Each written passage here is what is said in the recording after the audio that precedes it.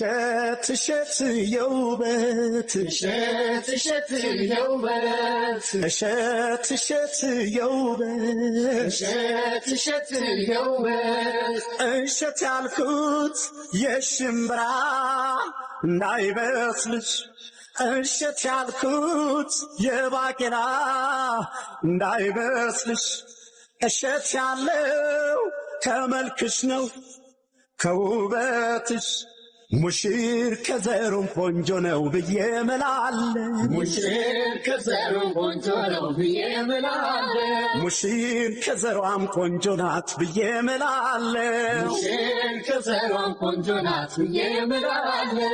እምላለሁ እምላለሁ እምላለሁ እምላለሁ እናቷንም አይቻለሁ አባቷንም አይቻለሁ እህቶቿን አይቻለሁ። ሰላም ፋሚሊዎቻችን እንዴት ናችሁ? ደህና ናችሁ? እኛ በጣም ደህና ነን። ያላችሁበት ሰላማችሁ ይብዛላችሁ። እንግዲህ ሙሽሪት ለብቻዋ ልብሷን እየቀየረች ነው። ባይ ዘ ዌይ መርከብ ውስጥ ነው ያለ ነው፣ ግን አይመስልም። መርከብ ውስጥ ቤት ውስጥ ያለ ነው የሚመስለው እና ከላይ እንግዲህ ፕሮግራማችን ተዘጋጅቷል። በጣም ያምራል ምናምን ነገር የተለየ ፕሮግራም ላይ ያዘጋጀ ነው። የኔም አለባበስ ይህንን መርጫለሁኝ፣ ጥቁር ሞር ስለሚያምር ማለት ነው እና ጥቁር ደስ ይላል። በጣም ወዳለኝ ጥቁር ከለር ሱፍ ማለት ነው እና ምናልባት ካያችሁት ፎቶ ሹቱም አብዛኛው ጥቁር ይበዛው ነበረ። ልክ እንደዚህ ፏድም ብቅ ብዬ ብላክ ኢዝ ዩኒክ በሚለው ነው ለየት ይላል። ከአሁን ሴት ልጅ ቤሎ ስለብስ ወንድ ልጅ ደግሞ ጥቁር ሲለብስ ሞር ያምራል ማለት ነው እና ፕሮግራሙ የተዘጋጀው ከላይ ነው፣ እኛ ከስር መርከብ ውስጥ ሆነን ነው እና ልብስ መቀየር ስላለብን ማለት ነው እና ዳኒሻ ይሳቅ እንክብካቤ እያበዙብኝ ነው ዛሬ።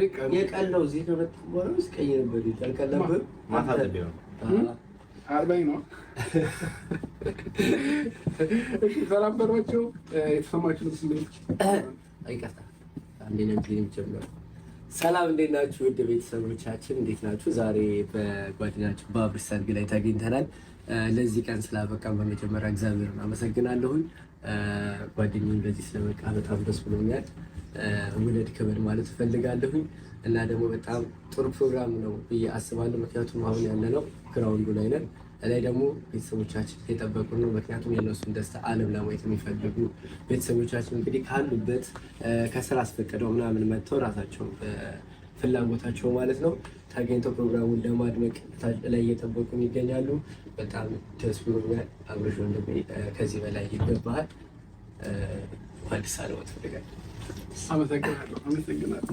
መልካም ሙሽራው ተነሳ የሚለውን ማለት ነው ሳንከፍተው ነው እንግዲህ ብቻውን የተነሳው። ዛሬ ደስታችን እጥፍ ድርብ ነው። እንግዲህ ወንድማችን አብርሽ በሰርጉ ዕለት እንዲህ ፏ ብልጭ ብሎ፣ በነገራችን ላይ ሰርግ ማለት እንዲሁ ራሱ ግርማ ሞገስ አለው። ጥቁር ለበሰ፣ ነጭ፣ ቀይ ለበሰ ዋቴቨር ማለት ነው ምንም አይነት ነገር ቢሆን ማለት ነው የሆነ ከራማ አለው፣ ግርማ ሞገስ አለው። ሙሽራ በመሆኑ ቀኑ በመሆኑ ብቻ ማለት ነው የሰው ልጅ እንግዲህ አንዴ ለመጀመሪያ ጊዜ እንግዲህ ይደግሳል፣ ያገባል። ያው ትዳር ማለት እንግዲህ ደግሞ እንደምናውቀው አገር መገንባት ነው። ኢትዮጵያን ገንብቷታል ማለት ነው። ትዳር መገንባት ማለት አገር መገንባት ማለት ነው። ያው ትዳር ሲፈርስ አገር እንደመፍረስ እንደሚባለው ማለት ነው። ለማንኛውም በጣም ደስ ብሎናል። የልጅ ልጅ እንድታይ እንግዲህ መልካም ምኞታችን ነው። አሜን።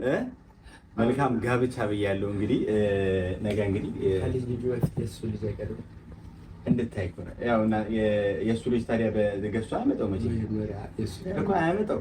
ልጅ የሚባለው እኮ ያው እንግዲህ ነው የወለድከው ነው።